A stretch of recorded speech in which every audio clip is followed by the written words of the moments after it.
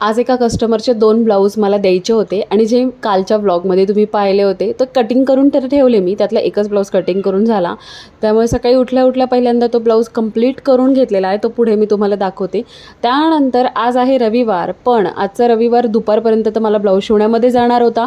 त्यामुळे मी विचार केला की संध्याकाळी तर काही कामं होणार नाही, कारण एकदा बाहेर पडलं घराच्या की घरी लवकर येणं पॉसिबल होत नाही. म्हणून उद्या मला जे पार्सल टाकायचे ते आजच मी पहिल्यांदा रेडी करून घेतले, कारण त्या पार्सलला डिले व्हायला नको त्यासाठी.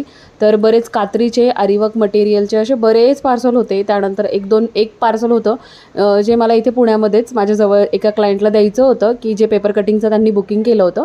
सो त्यांना मी म्हटलं तुम्ही माझ्याजवळ राहता, बाय हँड मी तुम्हाला देते. सो हे पार्सल मी पॅक केलं आणि हे मी बाहेर पडणार तेव्हा मला द्यायचं होतं. तर काल हे बघा बोटनेकचं ब्लाऊज मी कटिंग करून ठेवलं होतं. बॅक बोटनेक आणि फ्रंट डीपनेक होता. सिम्पल ब्लाऊज होतं. तर त्या ब्लाऊजमध्ये मी हे पूर्ण स्टिच करून घेतलेलं आहे, फार वेळ लागला नाही. पैठणीचं ब्लाऊज. त्यानंतर एक ब्लॅक कलरचं ब्लाऊज होतं की जे फ्रंट आणि बॅक बोथ साईड डीपनेक होतं, पॅडेड होतं.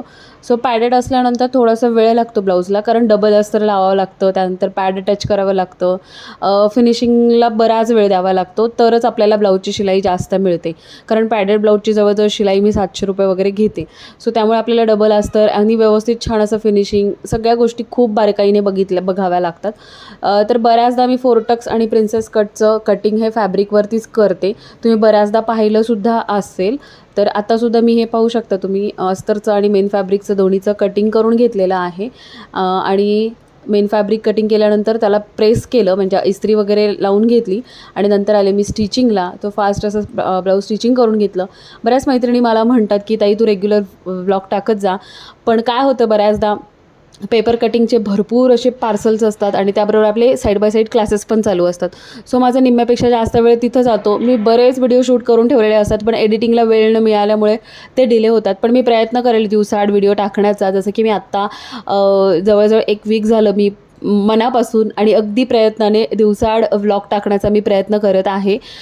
तर नक्की तुम्ही व्हिडिओसुद्धा बघत राहा, जेणेकरून तुम्हाला बऱ्याचशा टिप्स आणि ट्रिक्स माझ्याकडनं समजतील. काम कसं करायचं, वेळेत कसं पूर्ण करायचं आणि वेळेत नाही पूर्ण झालं तरी दुसऱ्या दिवशी कसं ते कामाचं नियोजन करून वेळेत पूर्ण करायचं. जसं की काल मला हे अपेक्षा होती, ह्या 2 ब्लाऊज मी करेल, पण होतं कधी कधी डिले होऊन जातं. तर जसं की आज मला स्वतःला वेळ द्यायचा होता, तो मला देता नाही आला, ही एक गोष्ट झाली.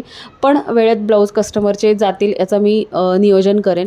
त्यानंतर ओम इथे शिवाजी महाराजांचं चित्र काढत होता आणि त्याचं काय झालं होतं की त्याला नाक आणि ओठ शार्प येत नव्हते. सो बऱ्याचदा त्याने ट्राय करून शेवटी वैतागला आणि नंतर म्हटलं आई तू मला काढून दे गं. तर मग मी थोडंसं त्याला तेवढं, कारण माझं ड्रॉइंग चांगलं आहे बऱ्यापैकी, सो आणि त्याला इंटरेस्ट आहे ड्रॉइंगमध्ये, तर त्यांनी काढलं होतं बऱ्यापैकी. पण थोडंसं शार्पनेस हवा होता नाकाला आणि ओठाला आणि दाढीला. जर शार्पनेस आला तर ॲक्च्युली प्रॉपर शिवाजी महाराजांचा तो चित्र असल्यासारखं ते दिसलं पाहिजे. म्हणून मग मी त्या काही करेक्शन त्याला करून दिले.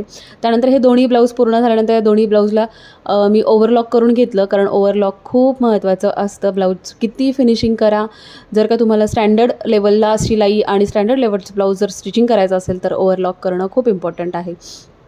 तसंच मी इथे ब्लाऊजला ओव्हरलॉकसुद्धा केलं. आणि आज द्यायचे जसे की मावशींकडे हुकलुकला द्यायला काही चान्सच नसतो, कारण जेव्हा पण मला ब्लाऊज दुसऱ्या दिवशी द्यायचे असतात तर आज मला ते पूर्ण करणं अपेक्षित असतं, तरच ते मावशींकडे जातात आणि एका दिवसात हुकलूक करून येतात.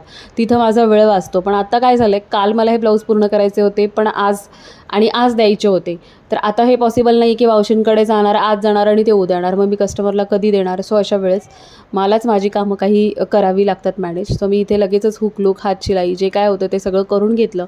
सो हा पाहू शकता पैठणीचा ब्लाऊज अगदी सिम्पल होता, कस्टमरलासुद्धा प्रचंड आवडला. फ्रंट जो आहे तो सिम्पल गोल गळा आणि पाठीमागचा बोटनेक होता, की ज्यामध्ये पैठणीचे जे पॅचेस होते ते एक साईडला एक स्लीव्सला आणि बॅक साईडला एकदम सेंटरला घ्यायचे होते. अशा प्रकारे हा ब्लाऊज पूर्ण तयार झालेला आहे. सो आता तुम्ही म्हणाल ह्या दोन्ही ब्लाऊजची शिलाई तू किती घेतलीस, तर हा फ्रंट डीप बॅक बोटनेक याचे 600 रुपये घेतलेली आहे. बोटनेकमध्ये 500 पासून सुरुवात होती. त्यानंतर हा जो फोरटक्स होता, फोरटक्स विथ पॅडेड ब्लॅक कलरचा ब्लाऊज. बॅक जो नेक आहे तो प्रचंड डीप असल्यामुळे तिने इथे या ब्लाऊजला पॅड लावून अटॅच करून घेतलेले आहेत. सो ह्या ब्लाऊजचे 700. तर असे हे दोन्ही ब्लाऊजची मी इथे शिलाई घेतलेली आहे आणि फायनली वेळेत हे ब्लाऊज पूर्ण झालेले आहेत. सो चला आजचा ब्लॉग इतकाच. आता मला एकदम छान फ्रेश व्हायचं आहे आणि आता आम्ही थोडंसं बाहेर फिरायला जाणार आहोत, कारण आज रविवार आहे. थोडं चेंज म्हणून घराच्या बाहेर पडायला जरा बरं वाटतं. चला भेटूया मग नेक्स्ट व्लॉगसोबत. आजचा व्लॉग कसा वाटला नक्की सांगा कमेंट करून. लाईक शेअर करायला विसरू नका. त्याचसोबत आपल्या चॅनलवर नवीन असेल तर सबस्क्राईब करा. चला बाय, भेटूया.